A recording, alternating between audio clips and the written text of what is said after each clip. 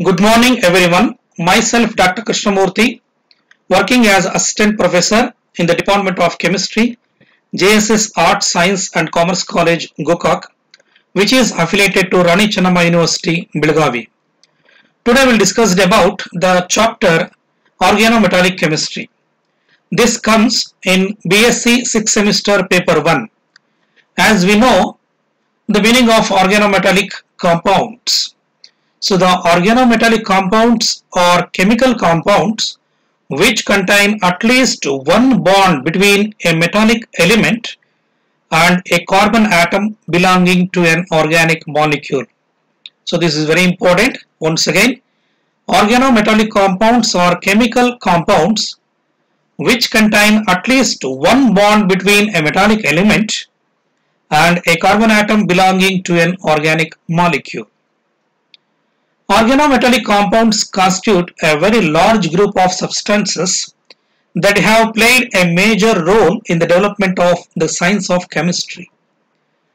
They are used to a large extent as catalysts, that is, substances that increase the rate of reactions without themselves being consumed, and as intermediates in the laboratory and in industry. The class includes such compounds as ferrocene, a remarkably stable compound in which an iron atom is sandwiched between two hydrocarbon rings. So this is the structure of ferrocene. Here, in between two hydrocarbon rings, there is a metal, that is iron. So this is an example for organometallic compound. So next, a compound is regarded as organometallic if it contains at least one metal to carbon bond where the carbon is part of an organic group. So typically an organic group contains carbon to hydrogen bonds. For example, the simple methyl group CH3 or ethyl group, that is C2H5, which attach to a metal atom through only one carbon atom. More elaborate organic groups include the cyclopentadienyl group, that is C5H5, in which all 5 carbon atoms can form bonds with the metal atom. Here the term metallic is interpreted broadly in this context. Thus, when organic groups are attached to the metalloids such as boron, silicon, germanium and arsenic, the resulting compounds are considered to be organometallic along with those containing true metals such as lithium, magnesium, aluminium and iron.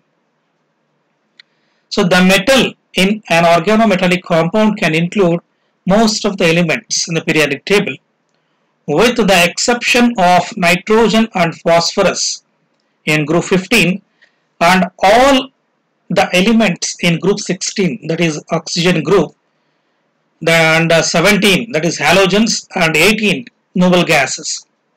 One example of an organometallic compound is trimethyl boron.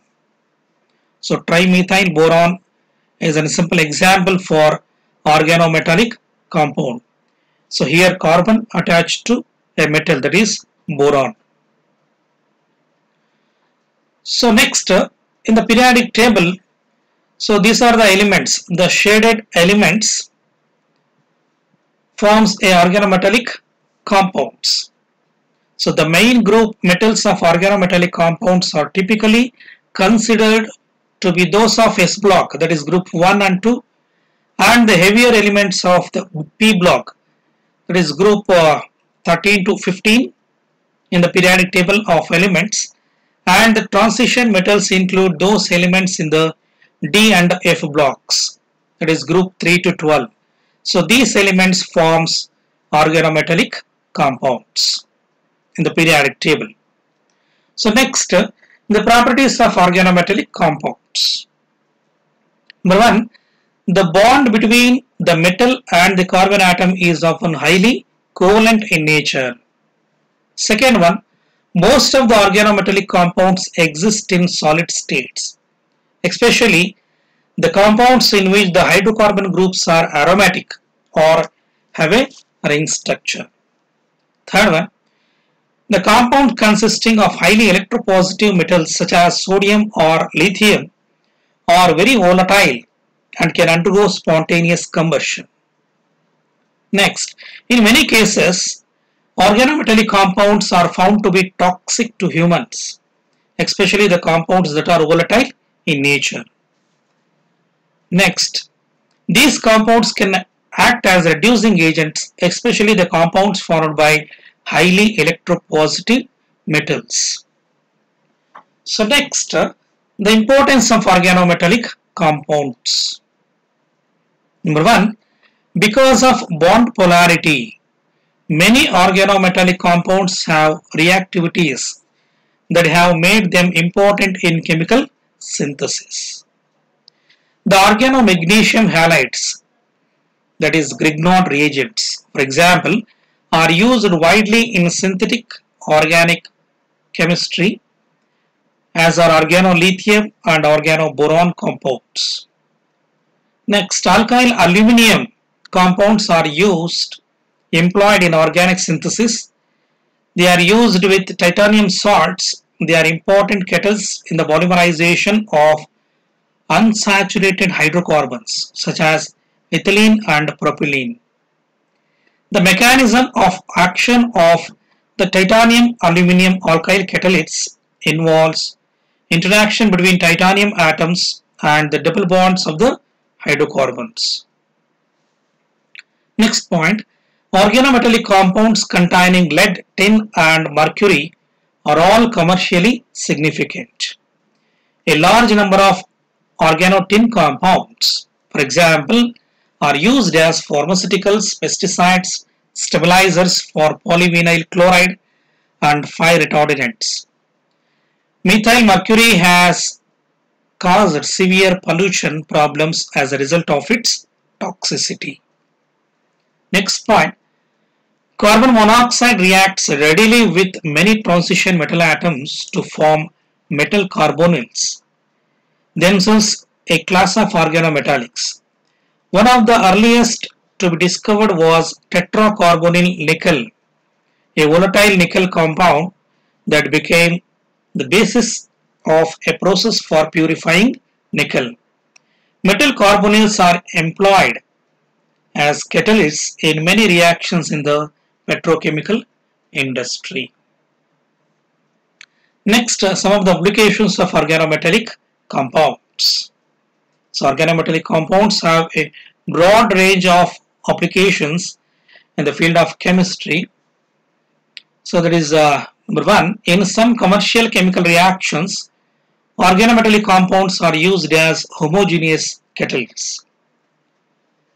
These organometallic compounds are used as stoichiometric reagents in both industrial and research-oriented chemical reactions.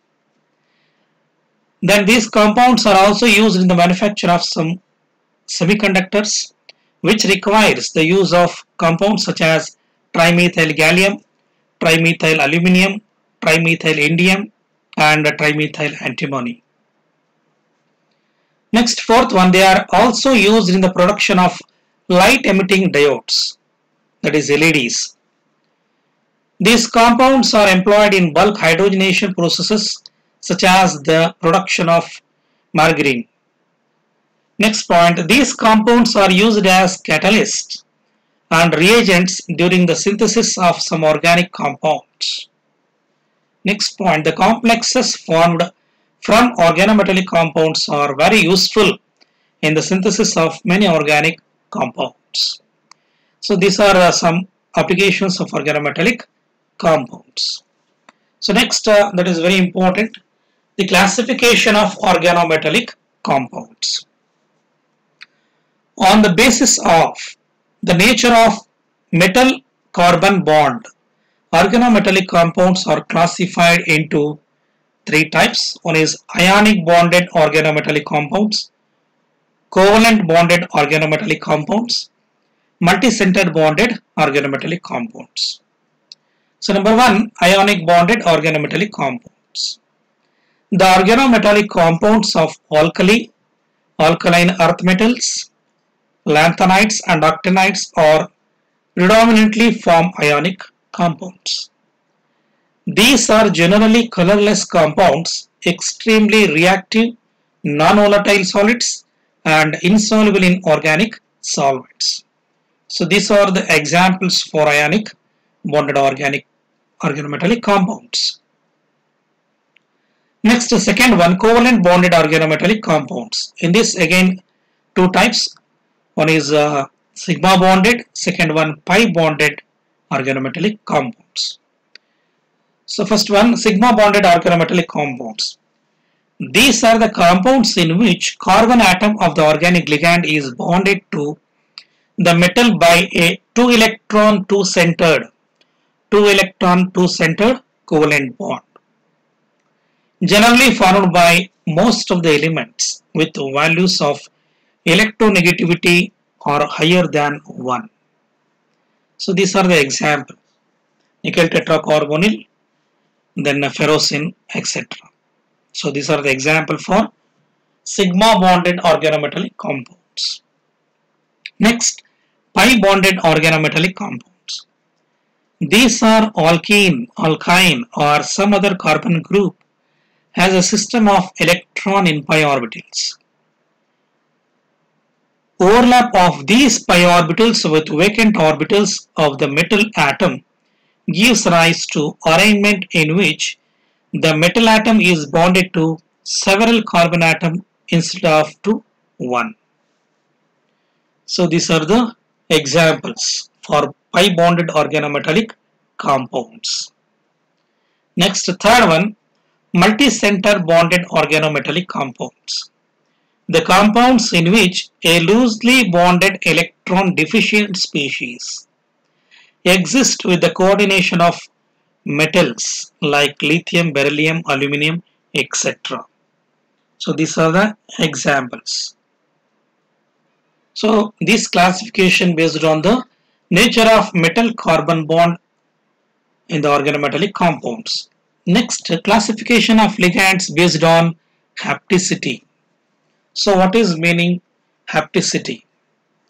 Organic ligands are classified according to number of carbon atoms within a bonding distance of metal atom, or the number of carbon atoms through which an organic ligand is attached to central metal atom, that is called hapticity of the ligand.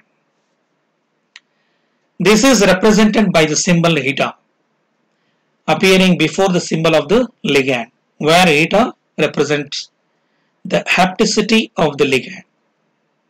So these are the classification. Number one, monohaptoligands, that is eta 1. That means organic ligands attached to the metal through one carbon. So that is methyl, ethyl. Dihaptoligands, eta 2. So these are the examples of Jesus art.